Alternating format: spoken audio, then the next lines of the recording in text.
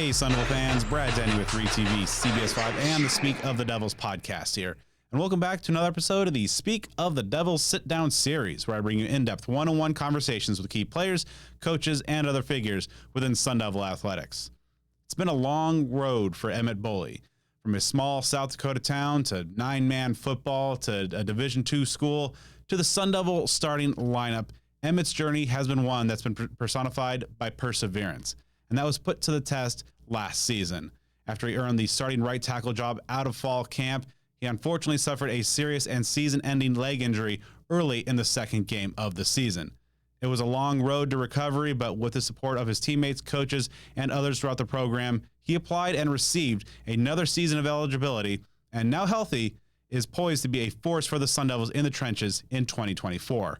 On this episode, Emmit and I discuss his early days in nine-man football, how he made the transition from 230-pound high school tight end to a starting tackle at the Power 5 level, the pros and cons of being 6'7", what he learned about himself going through the rehab and recovery process, the 2024 Sun Devil offensive line, and so much more. So let's get to it. Here's my conversation with Emmit Bohle. All right, Emmit, so before we dive in, a source told me that to ask you a question. He said that since you and I are both Steelers fans, that I'd really get a kick out of this. What's the middle name? My middle name is actually Steel, S-T-E-E-L. Emmit Steel Bohle. Oh, awesome. Okay, so yeah, Al Bohle DM me a while back because like next time you talk to Emmit, make sure you ask, you get a kick out of it because he saw some of my Steelers tweets. So yeah, huge Steelers fans. Yeah, of course, we're gentlemen of refined taste. So as soon as we just got to find a quarterback now, I guess. I think it'll come together this year, maybe. Hopefully, we'll see. Yeah. First, most importantly, though, how are you in your recovery? I'm doing really well in my recovery. I was actually cleared about 3-4 weeks ago from my injury, so I've been doing pretty much everything.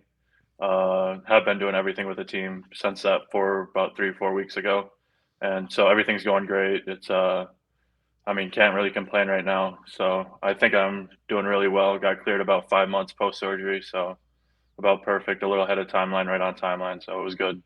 Awesome news. Great to hear. So, with things ramping back up in just the last couple of weeks, what's been this like the offseason work like in terms of just, coming back from that injury, but also, preparing yourself for this upcoming season? Yeah, for sure. It's just getting back to doing everything we're doing with the teams, running, conditioning, sprinting, pretty much just getting back in shape after not doing anything I didn't do anything for 9 weeks there. And then, so just getting back in shape, getting the muscles back in shape, just getting the strength back, definitely getting the conditioning back is still a work in progress, but, and then you go from there and then you get into football, trying to get into football shape, football drills, seeing what that's like and how that feels. So I think it's all went really well. Overall, what do you feel are kind of the vibes around this team, with a lot of the guys that are coming back, hungry after how last year went, but also another year with a lot of new faces there. How are things all coming together? Yeah, like you said, a lot of new faces again this year, big turnover, but again, we brought a lot of guys back, a lot of key pieces. I feel like the energy in the locker room is pretty excited, kind of like what you said, hungry. I think we're all kind of looking to go out there and prove what we can do this year, kind of come together as a team and see what we can do in the Big 12. As we having experience making that jump, being a newcomer here at Arizona State, what were some of the kind of lessons or any advice that you gave to the newcomers or things that you're doing to help get everybody, all the newcomers, kind of acclimated and on the same page? I just say trying to be comfortable where you're at, get to know the guys around you, start doing stuff, start hanging out with your teammates, start getting to know each other. Obviously, you get a little bit of that in the weight room and on the field, but when you really start to get to know these guys and kind of bring each other in, I think it just helps it mesh together when you really know each other and kind of establish each other as close friends and people you'd want to go to fight for. How's your team doing in the competition? Kenny Dillingham kind of keeping things fun as well as you guys are working hard. Yeah, it's awesome that we kind of do that. We're doing a spring competition right now, but my team, we're Concrete Boys, Captain Janer Shada, so we're in first right now, so it's doing pretty well. Nice. No, of course, as long as putting in that work in the offseason and coming back from that injury, looks like you and some of the other teammates had some fun. It looked like you guys went pheasant hunting in South Dakota. Saw you tweet out a cool video. What was that experience like? How did you get some teammates involved with you? Yeah, that was awesome. That was a shout out to Rigger Creek Lodge, kind of a place a lodge my dad and I kind of both helped at throughout the years. So I spent a lot of time out there guiding pheasant hunters and pheasant hunting. So just being able to talking to some of the guys and kind of putting a plan in works about trying to maybe take a few of them back. It was supposed to originally kind of be a offensive line trip, and then that kind of got decimated by injuries and a lot of few surgeries after season and stuff like Uh, that. So it ended up being just a group of guys that wanted to go to South Dakota and do some pheasant hunting, kind of hang out there for a few days. But overall, it was a great experience. I think every one of the guys really enjoyed it, and I know it was a good time for me. And then we also did some like a youth event there. So we went to like the end of football youth celebration or ceremony, kind of watched the awards, signed some T-shirts, and got to say hi to a few of the kids around the area. oh, nice. Really, really cool. Who's the best shot of the group? I mean, excluding myself, Yeah, I'd assume. um, I mean, you got you're the yeah. experienced veteran there. Oh, shoot.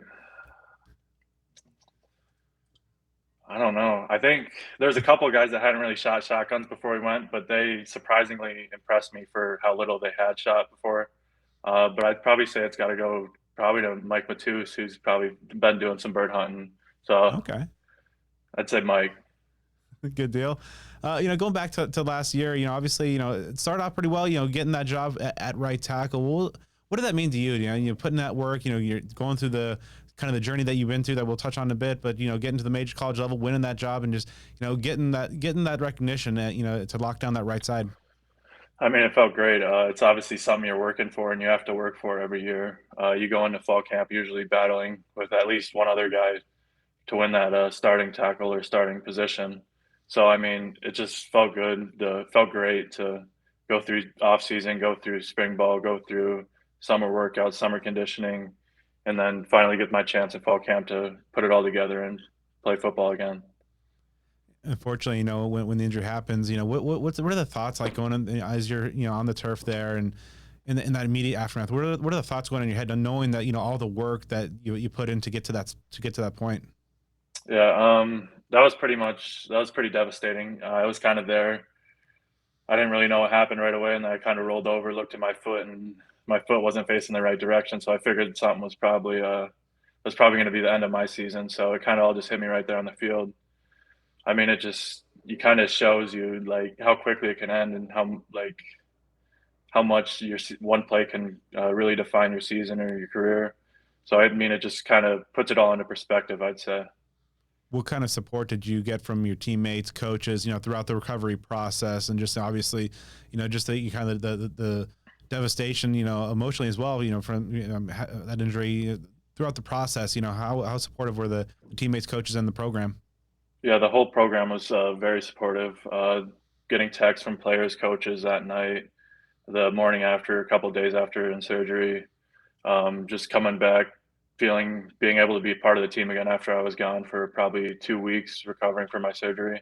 Just coming back, being welcomed by the guys, being welcomed by the team and the coaches, and then obviously getting into the training room, working with the trainers, and that was just a really good experience overall. Just having them there for me and just being able to lean on a lot of people.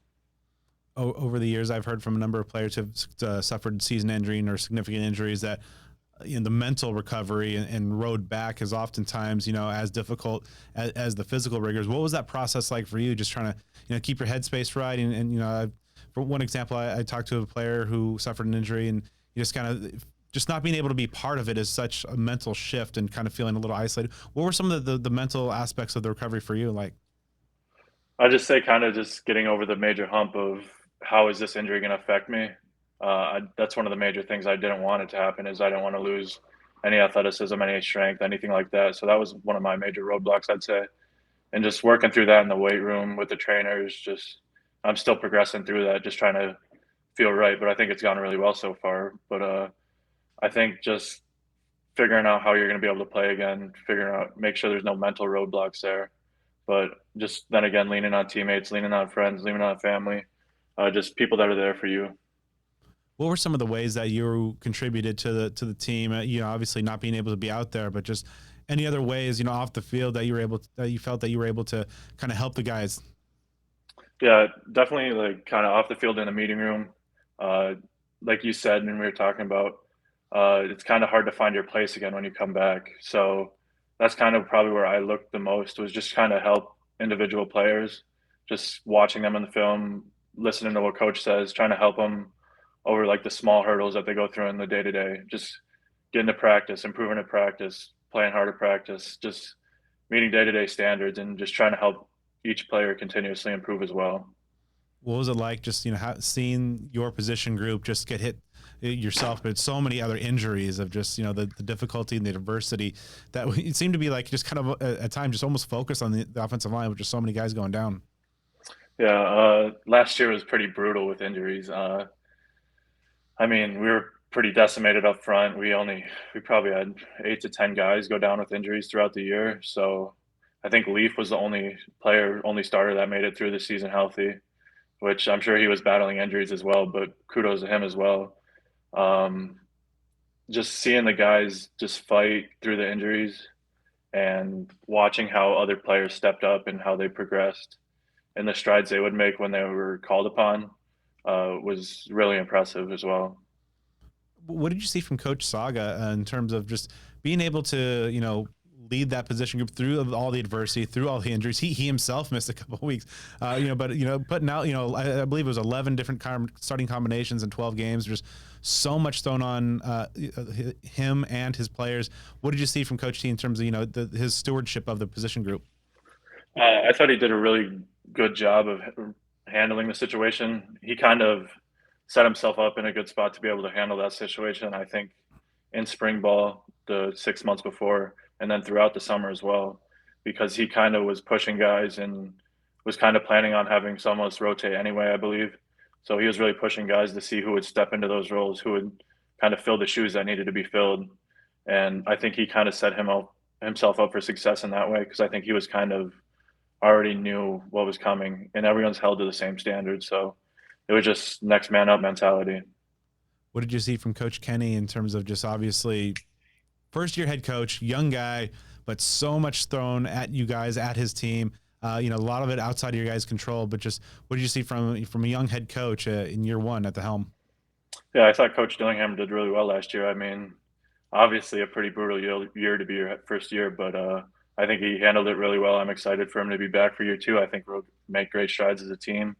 He's a fun guy to play for. Can't say enough good things about him, but I mean, I think he did really well handling the situation. Obviously, he had to get innovative in some of the games, like UCLA, a lot of swinging gates. So, I mean, it's kind of cool to see some things like that prevail and us come out on top when we're going through all those things. With the injury, of course, defining your year, but also the team struggling through everything thrown at it. Overall, what did you kind of learn about yourself just going through, a pretty difficult 2023 season? I'd say the biggest thing I learned about myself last year was kind of just perseverance. And then, as I mentioned earlier, it can all just be taken away like that. So you're never really guaranteed anything. And I think you kind of learn that throughout your career and watching people. But I think that's something that really kind of stuck with me last year with the season ending injury, is just like, you got to be grateful. You got to just be humble and enjoy every day, because you never know when your time's going to be called or what's going to happen next. So I think just perseverance, learning to push through things, and it's never as bad as it seems. I want to go back to the start of your journey. How did you get into football? What were some of your earliest football memories? Definitely some of the earliest football memories were just playing football with my brothers in the backyard, front yard, with my cousins, with my friends, just throwing the ball around, playing tackle football in the front yard, whatever that was, putting stains on our grass stains on our clothes, and mom wasn't usually too happy about that. Growing up in South Dakota, I believe if Google is accurate, a town of just several hundred people. What was kind of the football scene like? Growing up in small town South Dakota. Yeah, a town of about 600 people. So football for me growing up, when I was really young, we'd have to commute to Mobridge, about 20 minutes away, just for youth football. Started there with just flag football, went on to some tackle football, and then it was junior high, and well, our junior high and high schools combined, so same school, but we eventually had to co-op with another school. We played 9-man football, but we still co-opted with another school about 25 minutes away, Harriet. So we were the Harriet Selby Wolverines for all sports. And then so we combined with them just to put enough guys together to play football. And then so we were playing 9-man football. and then high school football, tight end and DN. When did you know that football was going to be something that could perhaps take you places? I wasn't really sure. I think I had one offer my senior year, and I ended up getting the second, both Division II offers. I wasn't really sure what I wanted to do going into my senior year, so I was pretty hesitant. Wasn't sure. Still looking at the future. Kind of decided if football was what I was going to do, or if it was going to be something else. And then I decided I got an offer about hour and a half, 80 miles from home. So I figured I'd take a D2 school, play tight end, and I figured why not. We always talked if you can play, they'll find you, but just decided to take that route, and that ended up being the start of a really fun path. Yeah, and so going back to the 9-man football, what was that? What was that like? Do you feel like maybe perhaps was impacted your recruiting in a negative aspect? Just seeing, just the 9-man version of the game. Maybe cast some questions or maybe cause them to look elsewhere, and not give you the credit that you deserved. Yeah, I'd definitely say it didn't help me in any way. I'll say that. I'd say it's definitely very hard anywhere in South Dakota. I think it's improving now. To be recruited anywhere in the Midwest probably isn't great, but the recruiting definitely wasn't where it is now. I think it's improving, but playing 9-man football definitely didn't help that as well. What was the adjustment period like? Once you made that move and move up, and all of a sudden you got full 11 on your side. Yeah. So the first real 11-man game I played would have been in the All-Star game in South Dakota. That would have been late summer after my high school year. And then that was an adjustment because we only had probably 3-4 days, maybe tops, to prepare for the game. I think it was more 2-3 days, kind of prepare, learn plays, and then we're playing. So that was a pretty fast, big adjustment, trying to get used to that. And then going to college, I don't think the adjustment went too bad. I think it was just me mainly focusing on what I had to do, since going from the 9-man to the 11-man game. Playing tight end, you have to learn all the formations, all the routes, all the little things that come with learning a college offensive playbook. So I think that's probably where the biggest step would have came in transitioning from a 9-man to 11-man team. What was the overall process like for you, going from like a 230, 240 pound high school 9-man tight end to, a college offensive lineman? Yeah, it was definitely a lot of food. Pretty much just going to the cafe at Northern State, where my old school, and then as a freshman and sophomore, just pretty much all you can eat, breakfast, lunch, and dinner. So it, I mean, it wasn't terrible, but I think I put on a little more bad weight than I needed to. But I think we've gotten it evened out here now that I've been leveled out about 300, 310 for a little while now. How long did it take you to get in the flow of just, making that move to the trenches?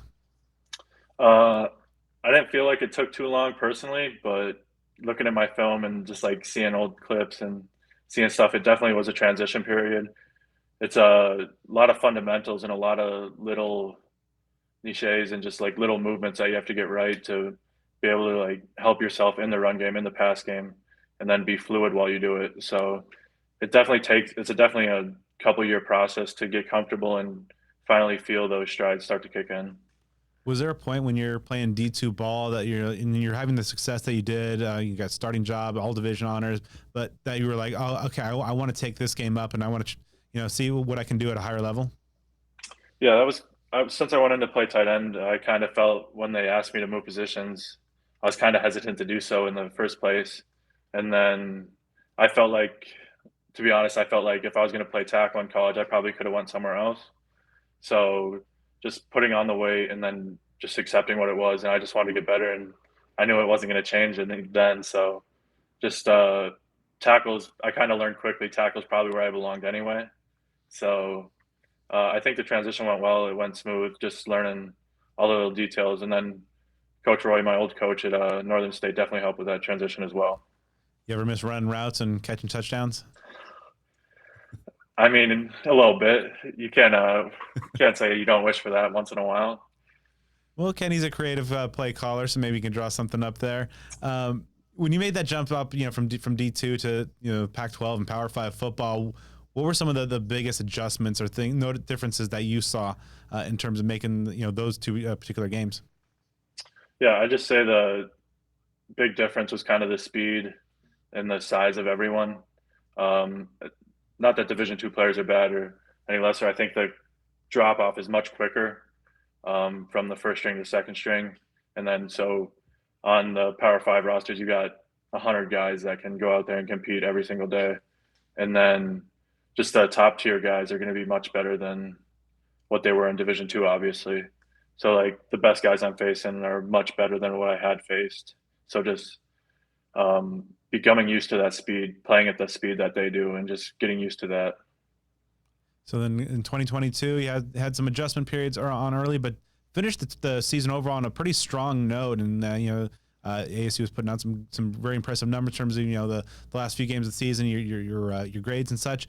What do you think attributed kind of just the in season jump of performance and was it just a matter of just kind of getting your feet wet and used to the game at this level, or was there other factors at play? I think it was just becoming more comfortable. Kind of early in the season, you're in there rotating, not getting or I was in there rotating, not really getting a good feel of the game. You're kind of worried, just not used to. Then it is again an adjustment to the game, kind of like you mentioned, the jump D2 to Power Five. You're also getting used to that still because you're used to going against guys that you see every day in practice. But once you start playing other players, they all obviously have different moves, different speeds, and do little different things. But so that was an adjustment as well. But once I moved to the right side, I kind of became more comfortable, became a full-time starter, kind of played, I'm guessing, almost every snap from then on out. And I think I played I started 7 games over there.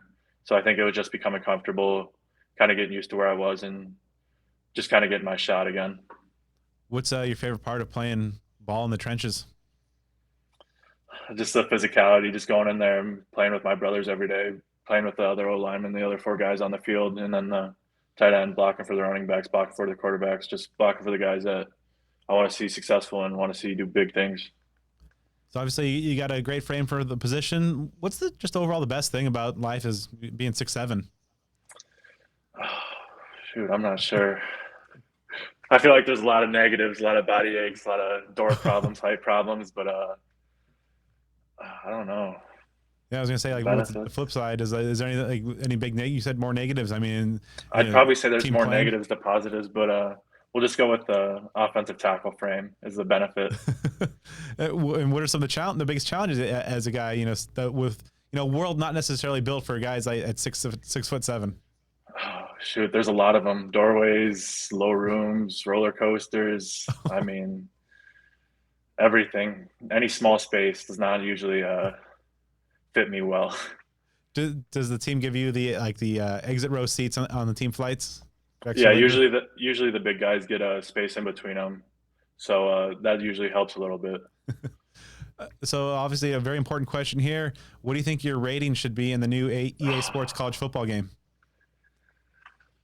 You see, I told everyone I'm not sure how they're going to do me since I got hurt on the second game of the year, what they're going to see, how they're going to rate. But that's true. Sure.